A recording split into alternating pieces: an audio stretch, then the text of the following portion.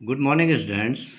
Today I am starting terminology to understand genetics. इसमें जो आनुवंशिकी है, आनुवंशिकी के लिए को समझने के लिए कुछ शब्दावलियां हैं, कुछ टर्म्स होते हैं जिनको समझना जरूरी होता है। मेंडल के नियम, मेंडल के प्रयोग के लिए इन शब्दावलियों को समझना अनिवार्य होता है। ये जो शब्द है, सबसे पहला है जैसे युग्म विकल्पी, या उसको एलील्स भी कहा जाता है, या एलिलोमॉर्फ भी उसको कहा जाता है। मेंडल के जो कारक थे, मेंडल ने जिस शब्द को कारक बोला था, आधुनिक आनुवंशिकी में उसको जीन बोला जाता है। अब अगर हम जीन की बात करें तो प्रत्येक प्रतिवर्ती लक्षण, कंट्रास्टिंग कैरेक्टर, दो कंट्रास्टिंग कैरेक्टर होते हैं। एक सपोज लंबा मटर का पौधा, बौना मटर का पौधा, उसके लिए उन करेक्टर के लिए जो है प्रत्येक जीवधारी में जीन्स निश्चित होते हैं। एक जीन जो है एक करेक्टर को प्रदर्शित करता है। अब जो दो प्रतिवर्ती लक्षण होते हैं, लंबापन, बोनापन, या खाली हम अगर लंबा पौधा बोलें तो उसकी जो जीन्स की जो जोड़ी होती है वो किसी गुणसूत्र में, जो दो अलग अलग गुणसूत्रों से आती है, समजात गुणसूत्र जो होते हैं उनसे आती है। अब हम इसको इस तरह से समझ सकते हैं कि कोई व्यक्ति है या कोई बच्चा है, अगर हम जो जनन की प्रक्रिया होती है जब, तो जनन की प्रक्रिया में क्या होता है, मेल गैमेट और फीमेल गैमेट बनते हैं। मेल गैमेट फादर से आता है, फीमेल गैमेट मदर से आता है। अब जब गैमेट बनते हैं तो गुणसूत्रों की संख्या आधी रह जाती है। जो समजात गुणसूत्र होते हैं वो अलग अलग हो जाते हैं, और जब उन गैमेट का संलयन होता है तो वो गैमेट जो है दुगने हो जाते हैं। वो जो गुणसूत्र होते हैं उनकी संख्या दुगनी हो जाती है जब जायगोट का निर्माण होता है। और जब जायगोट का निर्माण होता है, भ्रूण उससे बनता है, तो वो जो गुणसूत्र होते हैं वो गुणसूत्र फिर जोड़े बना लेते हैं, और उन गुणसूत्रों में जीन अपने अपने स्थानों पर, अपने अपने बिंदुओं पर स्थित होते हैं। उन बिंदुओं को लोसाई बोला जाता है।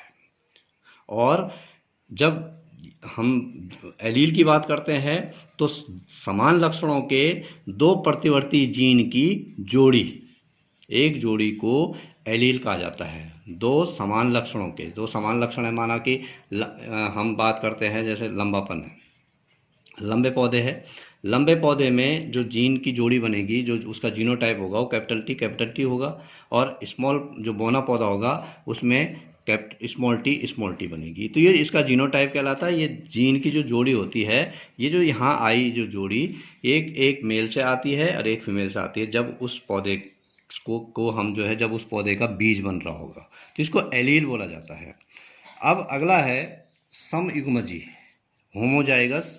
समयुग्मजी की बात जब हम करते हैं तो जब कोई एक लक्षण जो है, किसी लक्षण को नियंत्रित करने वाली जो दोनों एलील्स होती है, वो एक ही प्रतिवर्ती लक्षण के लिए उत्तरदायी हो, एक ही लक्षण को प्रदर्शित करती है, दोनों के दोनों, तो उस स्थिति को समयुग्मजी कहा जाता है। दो एलील्स, उदाहरण के लिए कोई लंबा पौधा है, शुद्ध लंबा पौधा है, होमोजाइगस, तो उसके लिए दो एलील्स होंगे, कैपिटल टी, जो उसका जीनोटाइप हो।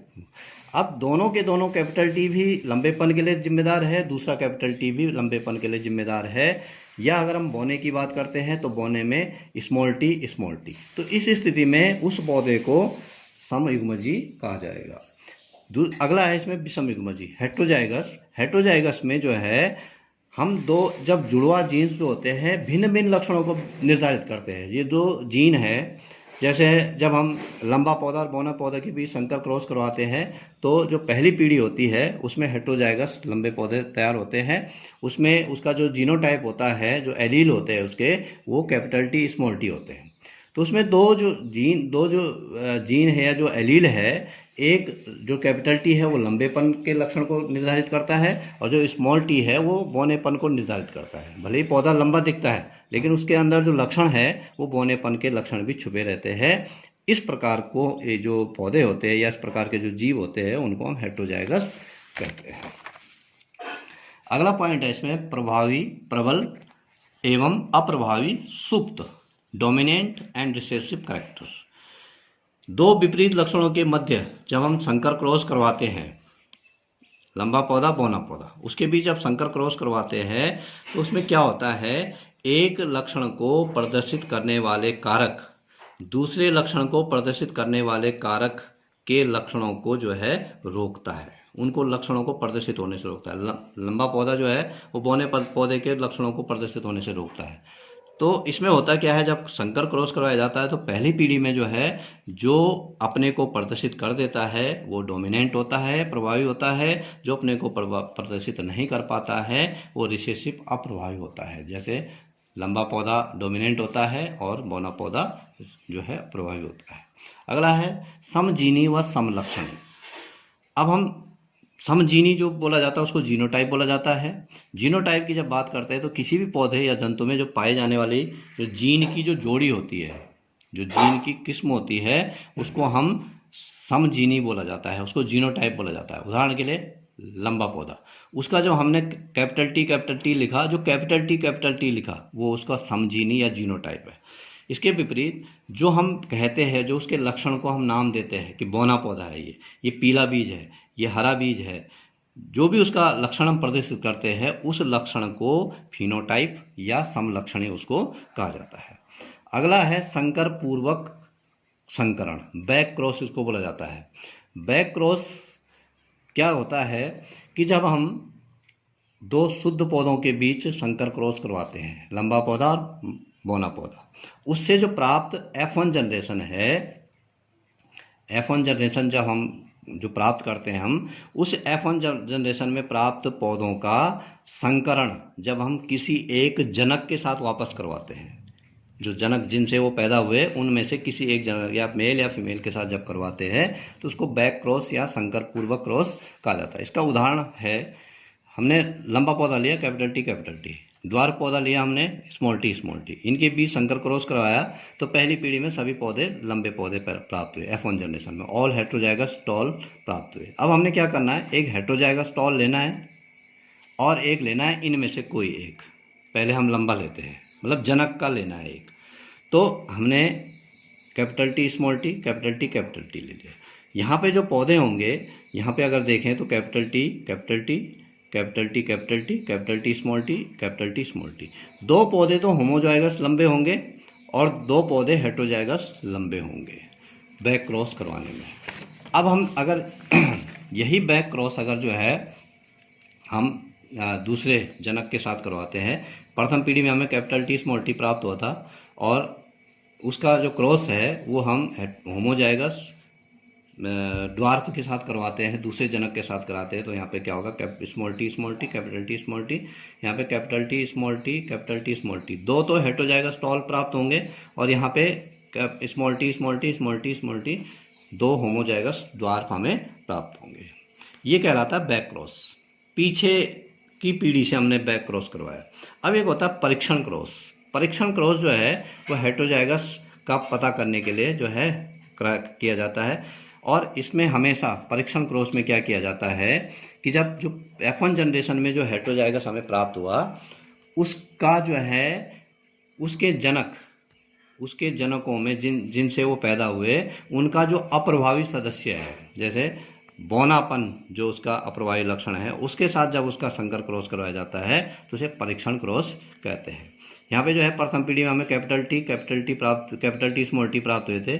हमने कैपिटल टी स्मॉल टी जो हेट्रोजाइगस लंबा है उसका होमोजाइगस बौना के साथ जो है जो अप्रभावी लक्षण है उसके साथ संकर क्रॉस करवाना है। तो यहाँ पे देखिए small T capital T small T. तो हमें जो है इसमें जो दो पौधे प्राप्त होंगे वो हेट्रोजाइगस टॉल प्राप्त होंगे और दो पौधे होंगे होमोजाइगस ड्वार्फ। अब हम आगे बात करते हैं संकरण क्रॉस की बात करते हैं। जब नर और मादा की लैंगिक रूप से संलयन क्रिया जो होती है, बौना पौधा और लंबा पौधा, पीला बीज हरा बीज, इनके बीच जब संकर क्रॉस जो इनकी जो संलयन होता है, परागण की जो क्रिया करवाई जाती है उसको संकरण कहते हैं, क्रॉस उसको बोला जाता है। अगला पॉइंट है संकर या हाइब्रिड। जब दो विपरीत लक्षणों में जब संलयन करवाया जाता है, क्रॉस करवाया जाता है, उनसे F1 पीढ़ी में जो पौधे प्राप्त होते हैं या जो जीव प्राप्त होते हैं उसको संकर बोला जाता है, क्योंकि उसमें दो अलग अलग जीवों के जो है लक्षण आ जाते हैं, तो उसको संकर या हाइब्रिड जो है बोला जाता है। अब अगला है व्युत्पन्न संकरण, रेसिप्रोकल क्रॉस इसको बोला जाता है। अब हमने क्या करना है, पहली बार लिया हमने, माना हमने पहली बार लंबे पौधे को नर पौधे के रूप में लिया, मतलब लंबे पौधे के हमने पुंकेसर लिए पहली पीढ़ी में पहली बार, और बौने पौधे के हमने मादा भाग लिया स्त्री केसर, उसके बीच संकर क्रॉस करवाया। और फिर अगली बार जो है हमने उल्टा कर दिया, जो लंबे पौधे थे उसका स्त्री केसर लिया और बौने पौधे का पुंकेसर लिया। तो ये जो क्रम हम बदल रहे हैं, एक बार एक को नर बना रहे, दूसरी बार दूसरे का मादा ले रहे हैं, तो ये जो क्रॉस करवाया जाता है इसको व्युत्पन्न क्रॉस कहा जाता है, रेसिप्रोकल क्रॉस इसको बोला जाता है। Thank you.